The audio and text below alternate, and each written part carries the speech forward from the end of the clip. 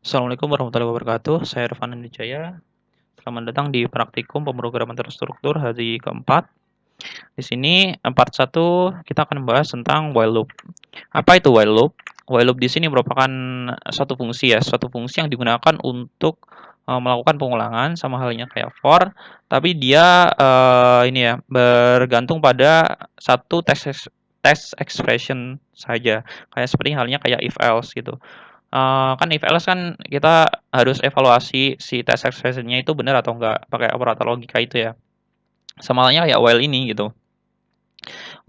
Bedanya sama while ini, sama for ya, itu kalau for kan itu udah pengulangannya kita udah definisikan gitu, berapa gitu, misal 1, 2, 3, 4 dan seterusnya. Kalau while ini, dia tidak bisa terdefinisi, namun dia, apa ya, perulangannya itu tergantung si test expression-nya ini gitu. Entah berapa jumlahnya, gitu. Jadi seperti ini flowchart-nya, kita ada test expression-nya gitu. Test expression-nya kita ada evaluasi dulu. Kalau dia benar, maka kita lakukan atau jalankan perintah statement yang ada di while loop. Kita kita jalankan, terus kita tes lagi, benar nggak gitu. Kalau dia benar, maka lakukan terus-menerus. Jika salah, mau lakukan perintah yang di bawah while loop-nya. Nah, selanjutnya itu ada variasi dari while, yaitu ada while. Kalau while itu misal kita ada test expression-nya tadi udah salah ya, pertama kali kita udah evaluasi udah salah, maka hasil yang di dalamnya si while loop-nya ini, while loop-nya atau statement yang ada di dalam while loop-nya itu tidak akan dijalankan sama sekali. Beda dengan do while ini. Do while ini menjalankan statement-nya itu sekali gitu, minimal sekali. Nah, terus dievaluasi apakah dia benar gitu, test expression-nya ini. Kalau dia benar, maka lakukan yang ada di dalam do ini. Kalau dia salah, maka nggak dijalankan lagi. Berarti do while ini minimal 1 gitu, 1 kali dijalankan. Ini merupakan flowchart-nya ya, kita lakukan sekali, terus dites, kalau salah itu berarti ya udah selesai, kita jalankan di bawah. Ketika dia benar, maka lakukan yang ada di dalam do-nya tadi gitu. Oke, langsung aja kita masuk ke programnya. Kita ada ini ya, ada 4 program. Ini kita masuk ke while dulu. Ini ada include, stdio.h, ada in main seperti biasa.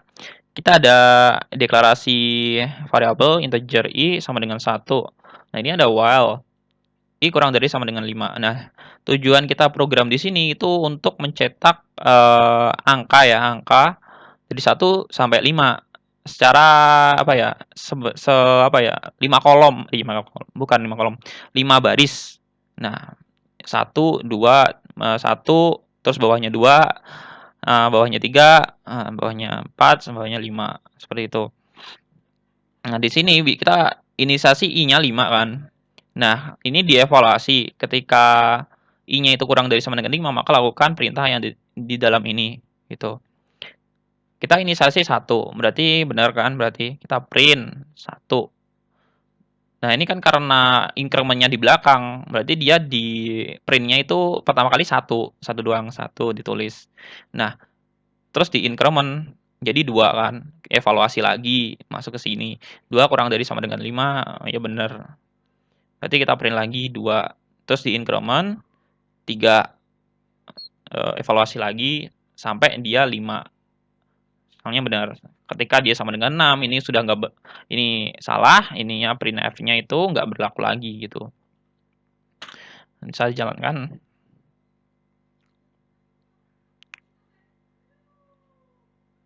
Satu, dua, tiga, empat, lima, seperti ini. Yang kedua dia ada apa ya, penerapan while ya pada kita menghitung faktorial suatu angka. Nah, di sini teman-teman bisa menggunakan for atau bisa menggunakan while. Yang beda cuma strukturnya doang, tapi fungsinya juga sama.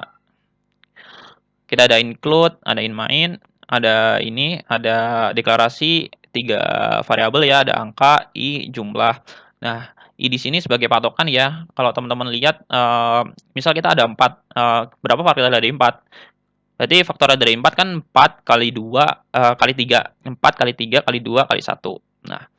Nah, kita gimana cara apa ya, nyusun si 4, 3, 2 itu gimana? Nah, ini bisa kita pakai i ini nanti sebagai patokan lah.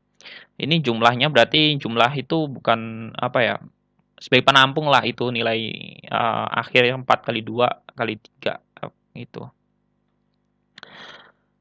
Nah, di sini kita ada printf, masukkan angkanya berapa, scanf, kita masukkan angkanya terus kita tampung di variabel angka, while pengulangannya ketika i ini kurang dari sama dengan angka, berarti lakukan perintah yang ada di bawah ini gitu. Jumlahnya ini kan 1. Nah, ini bedanya kalau kita biasanya ngitung faktorial kan dari belakang ya 4 kali 3 kali 2 kali 1. Nah, kita ngitungnya dari program ini, itu ngitungnya dari depan gitu. Kan jumlahnya udah 1 kan tadi, udah diinisialisasi berarti 1 ini untungnya i-nya 1, berarti 1 kali 1. Kita untuk awal kita mikirnya gitu dulu, 1 kali 1 gitu aja. Nah, selanjutnya kan jumlahnya jadi 1 kan, tetap kita i plus jadi 2, misal gitu. Terus kita evaluasi lagi, benar berarti jumlahnya kita kalikan 2, berarti 2 kan, benar. Terus kita plus lagi di increment 3, terus dikalikan lagi 2 kali 3, 6. Terus di increment lagi 4, kita evaluasi lagi, jumlah tadi kan 6 dikali 4 jadi 24.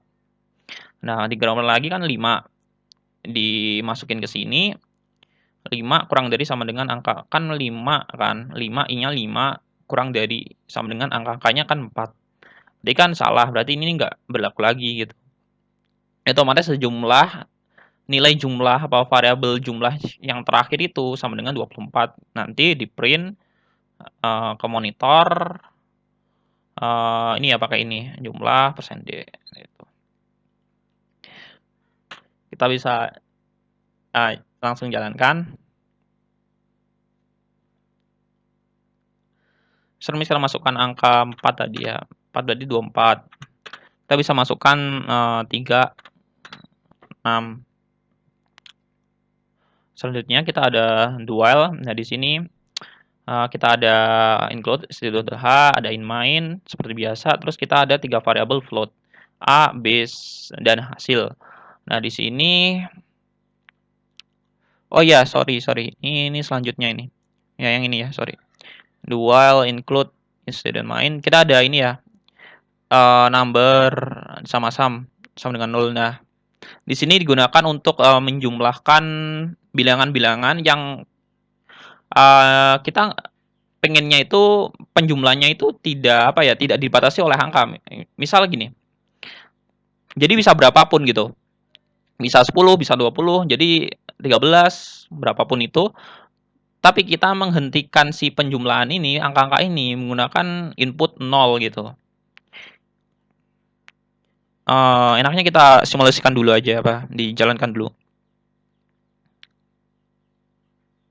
Jadi kita bebas ngasih angka berapapun, misal 6 kita jumlahkan sama 7, sama 3, sama 6,1 misal, 4,2, terserah sampai berapapun, sampai ketika kita pengen menghentikan proses penjumlahan itu gitu.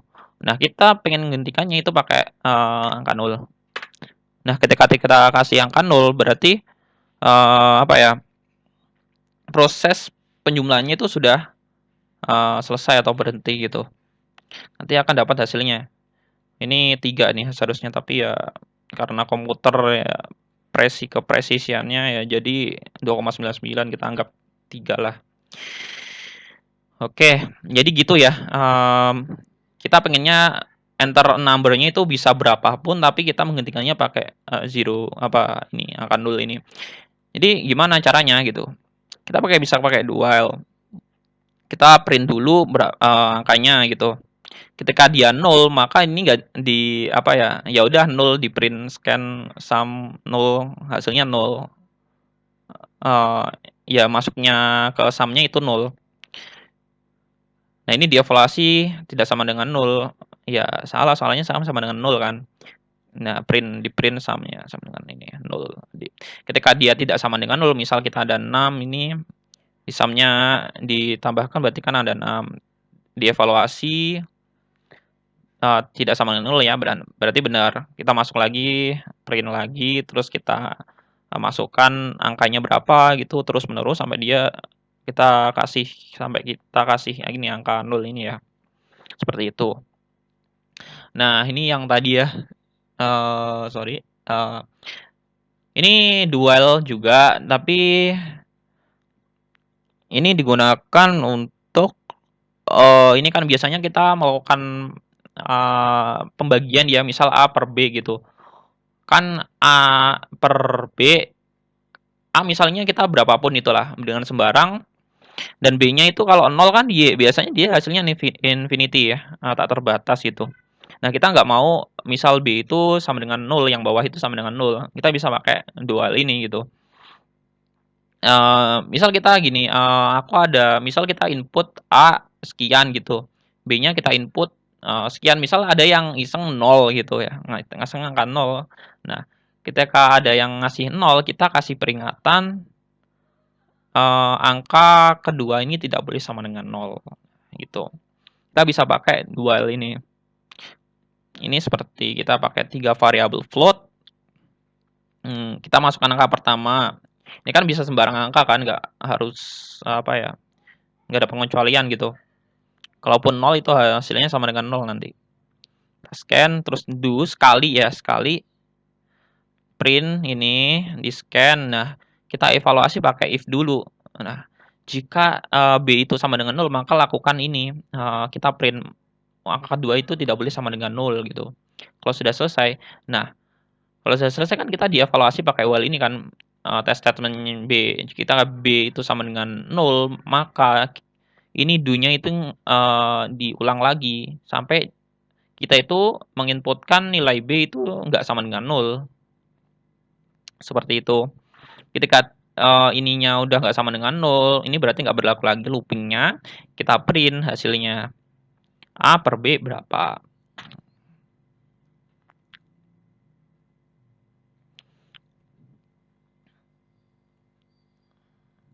Angka pertama, misal kita ada 7, angka kedua 2,1 misal. Nah, udah gitu kan, misal kita kasih 0 nih, kasih 0 sekarang 1,2, misal kasih 0. Oh, ini biar enak. Angka kedua tidak boleh sama dengan 0. Sekarang masukkan angka kedua. Saya kasih 0 lagi. Oh, tidak boleh sama dengan terus dia. Sampai kita kasih misal 0,6. Bisa kayak gini. Ntar hasilnya kalau nggak sama dengan 0 berarti kita dapat hasilnya gitu. Itu ya. Oke, setelah ini oke, udah selesai kok. Terima kasih, buat teman-teman yang udah menyempatkan hadir di praktikum kali ini. Kalau ada kurang lebihnya mohon maaf. Wassalamualaikum warahmatullahi wabarakatuh.